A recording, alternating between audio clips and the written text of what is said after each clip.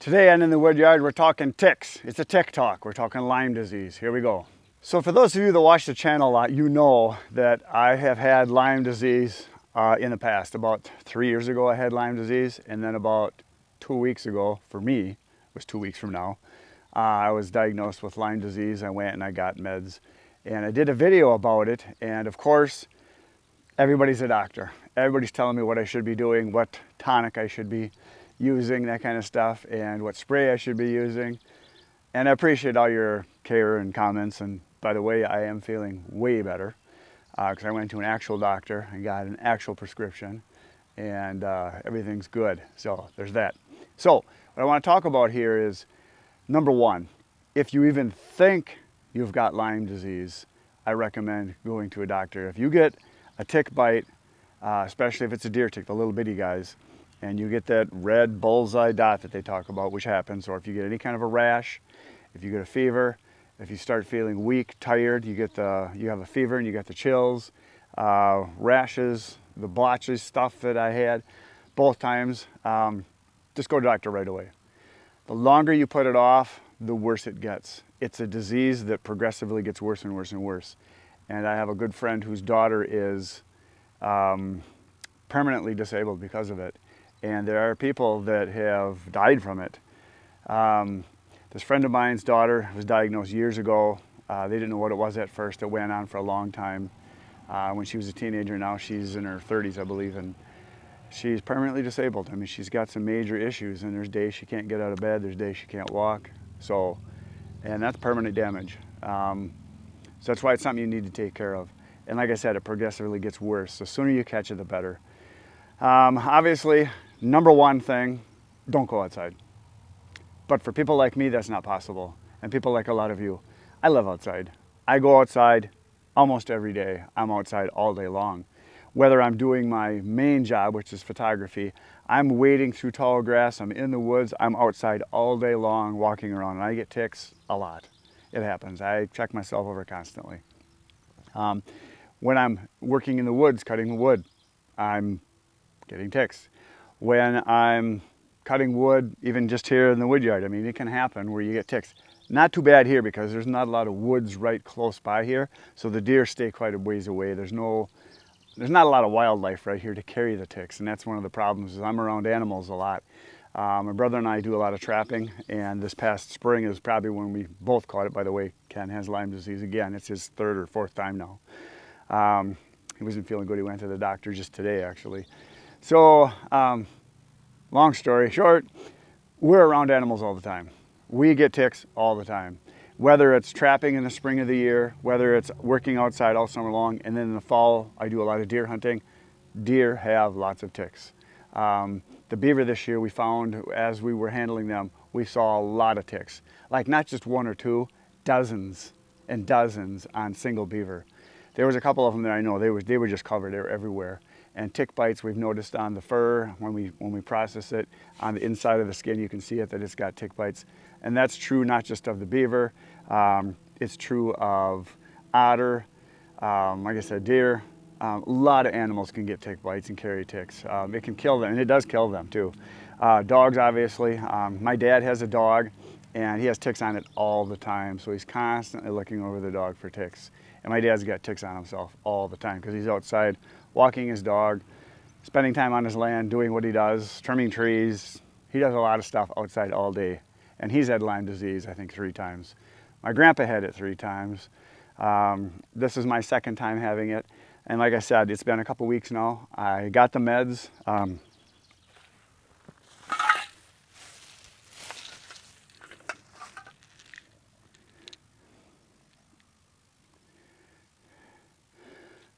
I got the meds, they're right here. I've been taking them. They prescribed doxycycline. I believe that's how you say it, doxycycline, mono. 100 milligram tablets, I take it twice a day with food, and I found out the hard way, with food. You definitely want to eat a meal before you take it. I did it in one morning, I took it, all I had was some juice and I think like a little bitty, couple bites of a bar or something like that, and by noon I was throwing up a lot, and yeah, I threw it all up. So I learned, big meal. So I take it twice a day, morning and then after my supper. And within 2 days, I was feeling a lot better. Within 4 days, I was pretty much back to normal, and within a week, I felt fine.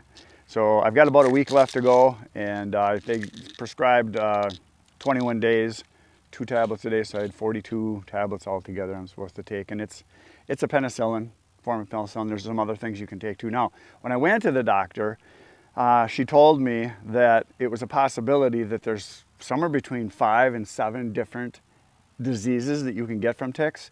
And I didn't know that. I thought there was like 2 or 3. And apparently there's a lot of them. Now, I've done a lot of research between the time I had it the second time and now. I've been looking online a lot and finding out some things and watching a lot of interviews with doctors and people that do a lot of research on it. And they have found out that obviously it's spreading across the United States, the Lyme disease, and some of you did correct me, the S is silent. It's not Lyme's, it's Lyme disease. My wife corrected me once too. I was gotten a habit of saying it because that's what I heard. So there's Rocky Mountain spotted fever, and there's 4 or 5 other kinds I saw on the list on things I can't really pronounce without reading them off. But there's several things you got to watch for. And when they do the test, the bad thing is that your test can come back negative even though you've got it. And that has happened to a lot of people. Like, oh no, you don't have Lyme's or Lyme disease. And then 2 weeks later, you know, they're getting worse and worse and worse. And they go back to the doctor and they retest and they go, oh yeah, you do have it. And then they put them on the antibiotics. I recommend push hard to get the antibiotics right away because they do work. They work fantastic. The other thing you're going to find out is that not only do your aches and pains go away, your headaches go away, your energy comes back, just all around you feel way better. And anything else you got living in, you're going to kill off too, hopefully. So there's that. One of the things that was mentioned in the comments by guys and girls that watch the channel all the time, one of them in particular stood out. Wayne Tharp, you guys probably see his comments. He's on there every day. Great guy, makes great comments, knows his stuff. He's like me, he lives outside. And people just don't realize the difference between, like he said, people walking on a sidewalk for exercise or working in the woods. When you're in the woods, you're wading through brush, you're wading through tall grass, you sit down and take a break in the grass, in the brush, on a stump, wherever. You're constantly handling stuff. It's all day long. It's not like you're just looking at nature. You're in it. You're part of it. And a lot of people don't realize this because they watch too much Disney. In the real world, everything wants to either eat you or kill you. Everything. I don't care if it's a little bitty bug or a bear. Everything out there wants to eat and kill you. It's just the way it is. And they want to kill and eat each other or get away from each other or hide. Nature is brutal, violent, and vicious. It's a fact. Everything lives on other things. And for those of you that think, oh, you know, I could never eat an animal, well, you're killing something by eating plants, so there's that. Whatever. Everything survives because of something else's death. Period. It's that simple. Ticks are no different. They want to live, so they suck on you. Just like a leech, a mosquito, a black fly, deer fly, horse fly, gnats, chiggers. I've had all those things and lots of them over my lifetime because I live outside. Everything I do, whether it's working or playing or adventure, it's outside all the time. And there's a lot of people that make comments, oh, you need to use this special mixture my grandpa came up with years ago, this elixir made from the extract of the leaves from this goginga tree and you know, a drop of this and a piece of that and spit from a unicorn and all this stuff. I mean, none of you are doctors unless it says doctor in front of your name, so I'm really not going to listen to your homemade remedies. Sorry, don't take offense, but I'm going to go to a doctor. I'm going to do what I can. Now, let's go way back to the beginning. Preventative measures. We're going to talk about that. I do have stuff, and I occasionally use stuff. When I know I'm going to be wading through tall grass all day long, if I'm doing something like, say I'm going to go, for instance, this is something that I remember, I haven't done it in years, but I used to do a lot of trout fishing. So you're wading through tall grass in the spring of the year, around creeks, around heavy, you know, forested areas, and the creeks, however you want to say it, that I was fishing in for brook trout, they're pretty much tight, small, little creeks with high grass. So you're wading through it, you get ticks constantly. I can remember there's been times where I've come home and I'll pick off a dozen, 2 dozen, 30 I think my record was 30 some ticks one time. So there's lots of them. There's nothing you can do to get away from them other than, like I say, zip yourself up in a Ziploc bag in your basement, wrap yourself up in bubble wrap, and then put strapping tape all the way around you and then sit in a corner and hide. But if you want to live and get outside and enjoy life, you're going to have to do some things. So I do have stuff. This one right here is the Sawyer brand. A lot of people swear by this. Now I have another can of this. I couldn't find it. It's somewhere at home. I have the yellow can, and that's the one that's specifically for ticks. This is the one that has the Picardine, which is not, how do you say the other stuff? Permethrin, that's it, permethrin, which is what's in this. Now the permethrin is the stuff that's supposed to really work. Now, I have a problem with all these things. They stink, number one. And it says on there, you know, do not get in your eyes, do not get in your mouth, do not get on your hands. A first aid, you know, wash your hands thoroughly. It says right on here it's poison. So there's that. So I guess it's kind of like you pick your poison. Pick a tick or pick cancer from this. I don't know, whatever it's going to give you. So this stuff does work. For mosquitoes especially, I use this deep wood stuff quite often. It's the 40% DEET. Now I've got some other stuff that's even higher DEET concentration. This stuff does work because I've been in Canada a few times where the mosquitoes were what I would call biblical. You could slap your arm and kill a dozen mosquitoes, and you could do it steady all day long. There's so many you can't even talk. They're in your mouth, they're in your ears. Either you got to wear a head net or you got to put spray on, and this stuff does work. So there's that. So it's just a matter of what you want to suffer with. Suffer with the stink and the smell and the chemicals, and maybe die of cancer in 10 years. I don't know. Who knows? Or maybe kill some mosquitoes and ticks and things like that. Now the permethrin stuff does work. I do have, like I said, I've got the Sawyer brand. It's in a yellow can. I don't have it here. But this is a brand new can I just bought the other day because I couldn't find my other one. But I know I've got it somewhere because I bought a big can of it. This stuff you put on your clothes and you let it dry. And you're supposed to wear rubber gloves when you put this on. You're not supposed to breathe the fumes. You're not supposed to get it on your skin. But you put it on your clothes, let it dry, and then it's supposed to be good for weeks, they say. But when I work outside, I sweat a lot. So my clothes literally get drenched wet from sweat. So if I was to put this on, let it dry, and then I get the clothes wet with sweat, and I'm soaking it in through my skin, and I got to put it on every day. So I go through a can of this every 3 days, 4 days. Number one, it'll be expensive. Number two, I really don't want all those chemicals on me. I mean, should I just bathe in this stuff every day before I come? Like take a shower in it, spray down everything? There's really no solution that's perfect for everybody. You do what's good for you, I'll do what's good for me. So I am not going to be using a homemade mixture of you know, unicorn tears mixed with leprechaun blood boiled in ice from the moon. I'm not going to be doing that. Whatever concoction that you think I should be doing is not going to happen. I'm not that worried about it. There is a 100% chance I'm going to die someday. 100% chance. I've done some research. So there's that. And I guess death by chemical, death by bug, get hit by a bus, heart attack. I don't know. You can't be afraid of everything your whole life. So the gist of what I'm trying to say is do what you want to do to be precautious. Just pay attention. If you do get the sickness, take care of it right away. Like I said, there's so many things that want to bite and chew on your body that it's endless when you're outside.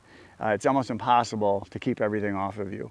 Some of the worst things I've been around have been black flies, where they bite so fast, so hard, so many of them, you basically run around screaming, crying like a small child that's upset because they are vicious. That's some of the worst stuff I've been around.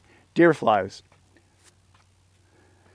When I used to work with my grandpa, he was a professional bait dealer, so we would catch minnows starting in the spring all summer and sell them, and we'd be out in the swamps. Deer flies so bad that you could just grab them out of the air. They were just hundreds of them circling around you and bite. Oh, the second they land, you got blood running. Horse flies, deer flies, mosquitoes, chiggers, gnats, all that stuff that wants a part of you. They're everywhere. And if you're outside, you're going to have to deal with it. That's all I got for today, folks. Poke the buttons. I'll be back tomorrow morning, 5:30 a.m. Oh, start over. Start over. So my meds are working great. I've been on them for a couple weeks now. I feel great again. I feel like I can work all day long again finally, because when I first had it, I felt like I couldn't hardly do anything. I'd try to work for a couple hours and I was exhausted. And then once I got on the meds, within a couple days, I'm like, oh, I'm good for 4, 5, 6 hours. I felt pretty good. But then I got tired. After about a week, fine. I was perfectly fine. So get on the meds. That's it. Doctors know what they're doing when it comes to that stuff. It does work. And I'm not worried about getting it in the future because I'm going to be outside. I would rather live with a little bit of pain than to live with no pain and be useless and fearful my whole life. Get outside, enjoy life. Be outside, it's where the fun happens. You'll find yourself outside too. That's all I got for today, folks. Poke the buttons are back tomorrow morning, 5:30 a.m. with another video for you. Right now, go watch all the other videos on my channel. There's like 1,500 almost now. Good night, Irene. So another one of the things I found out while I was watching all these shows about Lyme disease and its origins and where it's come from is that I watched a couple talk shows where they're interviewing actual virologists or virologists, people that were actually working in diseases, people that are actual scientists and doctors that know what they're talking about, said that they've traced it back, Lyme disease specifically. Then the reason why it's called Lyme, it was discovered in a town, I believe, in, is it Pennsylvania, Lyme, Rhode Island, somewhere out east. And what's kind of funny is that you would never think this could ever happen in a million years. But there's a lab where they develop and find cures for diseases. Well, it just happened. The first case they ever found was right there.